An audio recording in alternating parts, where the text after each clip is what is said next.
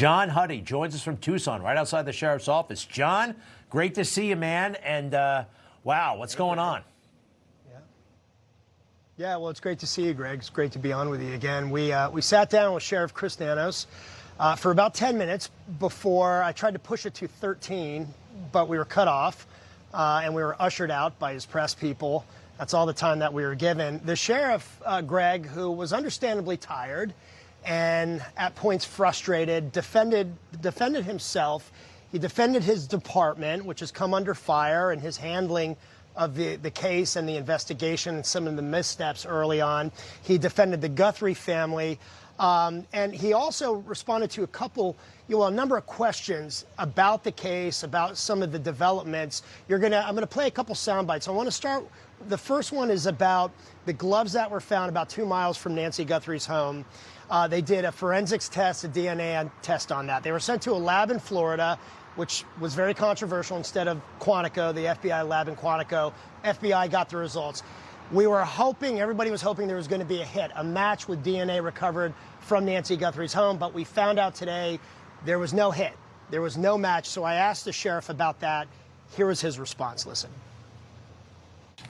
Because we find DNA in CODIS, which I think I heard somebody say makes up about 6% of the population, that because it didn't hit that database doesn't mean we're done.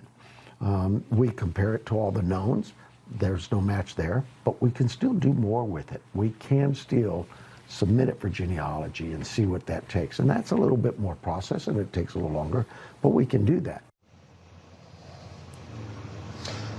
Now, one of the other developments, Greg, that came out yesterday, and we talked about this as well today, was Sheriff Nanos posting a statement basically ruling out, clearing the Guthrie family from any involvement, ruling out the Guthrie siblings, their spouses from being suspects in this case, despite even saying in an interview, not even 24 hours before, that no one was being ruled out. So I asked him about that. And here's what he told me. Listen here.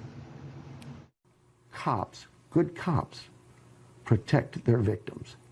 And this family has been victimized and re-victimized. And I'm not going to sit still for that. It's not going to happen. My job is to keep them safe and protect them. So clear and simple. They are not suspects. They are victims. They have been through the ringer. Yeah, so I pressed him a little bit about that, Greg, if it was just basically to counter the conjecture and the speculation, or if they actually had DNA evidence. And he said, you know, he wasn't going to, they don't have to explain everything to the media and put everything out there in the public. Look, he, as you know, because you've been following this case, he's taken a lot of flack in the 17 days of this investigation for his handling of the case, sending evidence to the FBI, some missteps in the case, also comments that he's made in the media about, you know, basically fueling the speculation. His response to that was essentially, I am who I am, and I'm going to say what I say. When I asked him, though, if there was any proof of life, if Nancy Guthrie is alive, his response, well, is there any proof of death?